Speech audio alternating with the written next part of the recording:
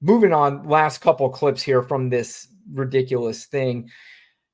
We all know one thing Donald Trump is huge on, and it is crowd sizes. He is obsessed with crowd sizes. He's obsessed with ratings. He's obsessed with everything that gets him attention. That's the only thing he's obsessed with.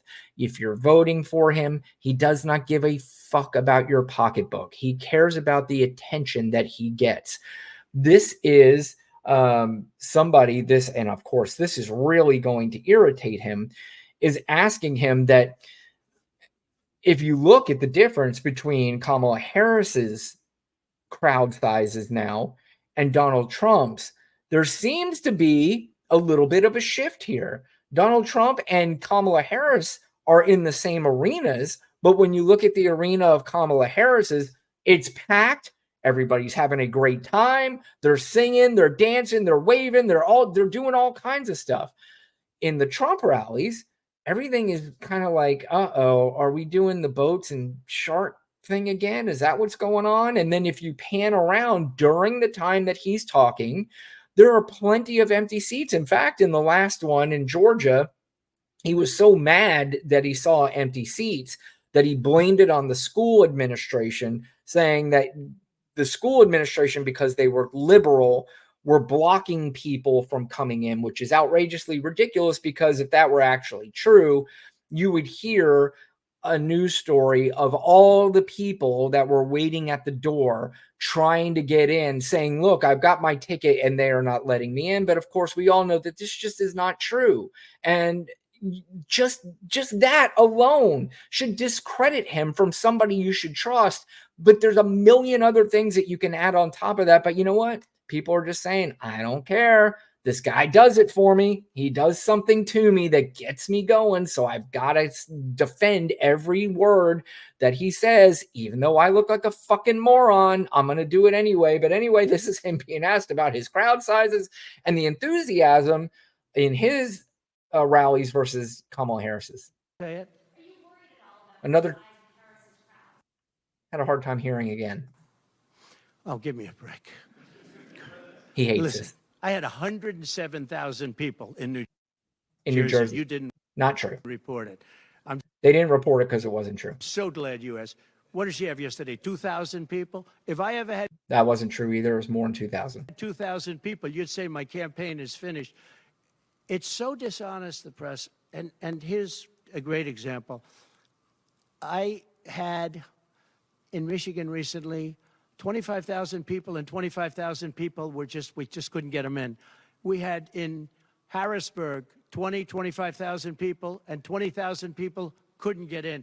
This is not, I mean, this is so fucking ridiculous, and it's absolutely not true. This is the same thing he did when he was in trial in New York. He was saying that there were thousands of people who were trying to get to the courthouse, but the police and everybody were blocking them off and not letting them anywhere near the courthouse. Of course, there'd be cameras out there panning all the way around and showing that literally nobody was out there for him. We had so many, nobody ever mentions that. When she gets 1,500 people, and I saw it yesterday on ABC, which they said, oh, the crowd was so big. I have 10 times, 20 times, 30 times the crowd size. And no, they never say the crowd was big. That's why I'm always saying, turn around the cameras. 30,000 times or 30 times the crowd size. Let's say there was 2,000 people at Kamala Harris's event. That means 10, 20, 30, 20, 40, and 60,000 people were at his events as compared to Kamala Harris's. I'm so glad you asked that. I think it's so terrible when you say, well, she has 1,500 people, 1,000 people, and they talk about, oh, the enthusiasm. Let me tell you, we have the enthusiasm. The Republican Party, and me as a candidate, but the Republican Party has the enthusiasm because people want to see crime stopped. They want to see a country that's respected. Think of it. Okay, there's the crime stop, which, by the way, crime is down significantly, and it's way lower than when Donald Trump was president. But again, the MAGA people, I don't give a fuck about that. Then you say that, and then you share the source, and you got to be careful with the source, because then they go, "Oh my God, MSNBC, ha ha ha, fake news," and you're just like, "Man, why am I even doing this shit anymore?" And guess what? I'm not doing that shit anymore. In fact, I have made it a rule now that I really am not going to get into this much anymore. Although I'll probably break that rule because I sometimes just can't help myself. But I'm sort of done just arguing facts versus non-facts. I don't mind pointing out that the ridiculousness of some of the things that's being said, and I will probably continue to do that. But doing this thing where people ask me, name something Biden did or name something Harris did. I mean, what's the fucking point at this point? Because I could sit there and I've done this a million times. I've done it on the show. I've done it on social media where I can list 1,000 different things that Joe Biden has accomplished. And they just do the LOL, or they do the fake news, or they do that, it doesn't matter. These are all, or they'll ask me the playbook questions like, why hasn't Kamala Harris done a press conference yet? And I'm not going to answer any of your playbook questions anymore, because the playbook questions are basically designed for you to just ignore or laugh at. It doesn't matter. You're not going to go, holy shit, that was a pretty good answer. You're just going to go LOL, or you're going to do whatever. So none of that matters. But anyway, this was probably the doozy of them all when they asked about crowd size. Here he is again, and he compares it to a historical figure that I think you might find pretty interesting. Picture of the crowd, the biggest crowd I've ever spoken. I've spoken to the biggest crowds. Nobody's spoken to crowds bigger than me.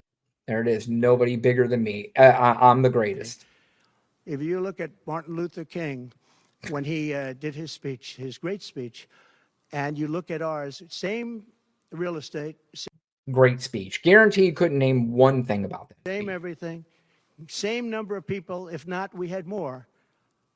And they said he had 1 million people, but I had 25,000 people. But when you look at the exact same picture, and everything's the same because it was the fountains, the whole thing, all the way back to from Lincoln to Washington, and you look at it, and you look at the picture of his crowd, my crowd, we actually had more people. Wow. They said I had 25,000, and he had 1 million people, and I'm okay with it because I liked Dr. Martin Luther King.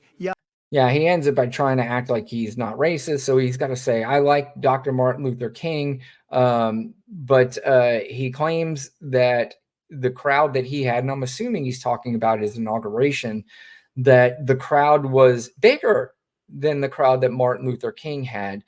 See, this is why Donald Trump thinks that he is unstoppable. He's been taught his whole life, and he's been surrounded by yes men his entire life, designed to make him think that he's the greatest thing that's ever lived. And he has continued to surround himself with these yes men. He did it in business. He's done it now in politics. And, this is where it gets really scary, because if he does win, these yes men are going to be the ones that are actually in charge. These yes men are going to let him think that he's the greatest, and that all these ideas of like Project 2025 and everything like that are his ideas. And he's really not going to give a fuck, because he doesn't care about policy. He doesn't care about the people who vote for him. He doesn't care about the people who don't vote for him. He doesn't care about his own family, to be honest with you. The only thing he cares about is himself. He cares about the attention that he gets. And every day that he's in office, he's basically going to be playing golf. He won't be on the phone with world leaders. Every once in a while, if something big happens, he's going to do some weird shit and pretend like he's on the phone, or pretend like he made some phone call. But he's going to be playing golf most of the time, while people like the Kevin Roberts of the world of Project 2025 and Stephen Millers and Steve Bannon, when he gets out of prison, these and Michael Flynn, these are the people, the pardoned people who should be in jail, but he pardoned them because they were criminals. These are the people who are going to be running the government. And this is why I think it's really important that we don't forget about Project 2025, that we continue to push that. And I notice in these rallies, that Kamala and Tim Walz are still pressing this. And it is important that we continue to press this and let people know how dangerous this really is. Angel, thank you for joining me. Federalist Society will be running everything. That's exactly correct. I mean, that's they've been the hot or the sort of the they've been running the Republican Party for a long time, but they were never as radical, and they've become more and more radical as time has come along.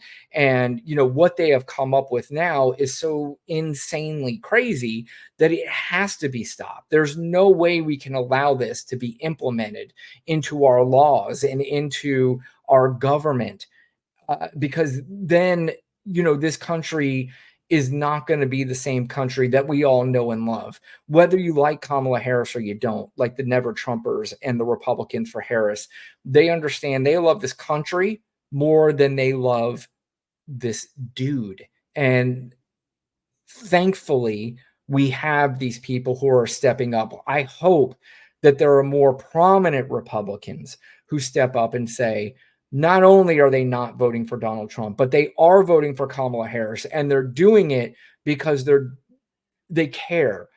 They care about our country. They care about the future of this country. And these are smart people.